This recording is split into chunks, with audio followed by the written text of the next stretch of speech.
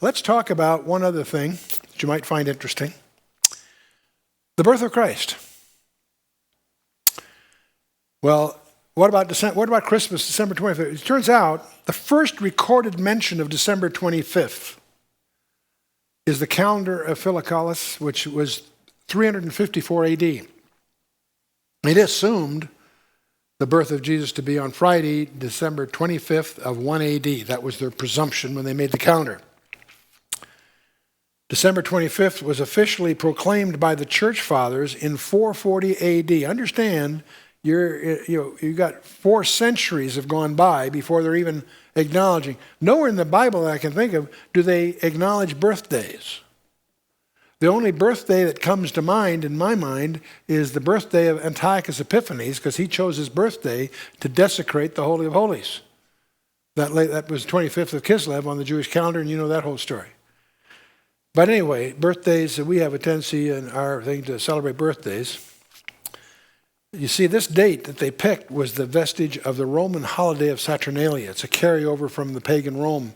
The culture was used to celebrating on that thing, so they adapted that tradition to their own, not the politically correct Christianity which had been ushered in by them. The year of Christ's birth is the first issue. The year is broadly accepted as 4 BC because of an erroneous conclusion from Josephus' recording of an eclipse that was assumed to be on March 13th of 4 BC, shortly before Herod died. It turns out that was probably an error. There are several problems with this. In addition, that more likely the eclipse occurred on December 29th, 1 BC, but that's really not very helpful. Considerable time elapsed between Jesus' birth and Herod's death, since the family fled to Egypt to escape Herod's verdict. They didn't return until after Herod's death. So clearly there's an interval between Christ's birth and Herod's death of some kind. Okay. Where was he? Down in Egypt. And while he was in Egypt, he visited Tanakirkos Island. That's a whole other thing we can get into sometime.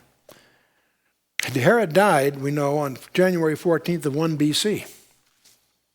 So Jesus was born substantially before then, is the point.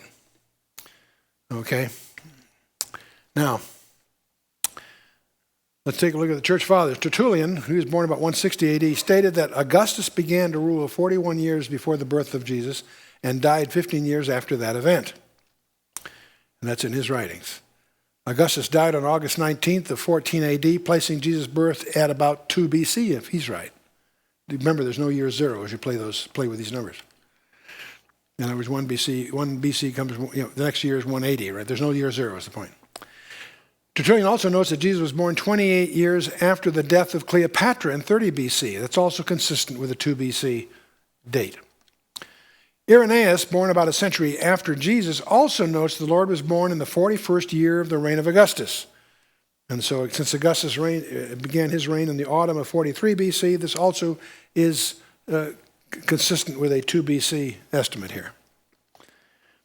Eusebius, who's known as the father of church history, ascribes it to the 42nd year of the reign of Augustus and the 28th from the subjection of Egypt on the death of Antony and Cleopatra. And so the 42nd year of Augustus ran from the autumn of 2 BC to the autumn of 1 BC. Subjugation of Egypt and the Roman Empire occurred in the autumn of 30 BC. So that 28th year then extended from the autumn of 3 BC to the autumn of 2 BC. The only date that will meet all these constraints then would be in the autumn, apparently, of 2 BC. The one thing we know that Jesus was not born in December for 2 reasons. The flocks were at open field. They're not in open field until after October.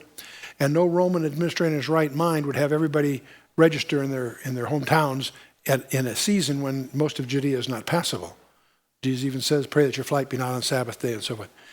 So most scholars recognize that it ain't December.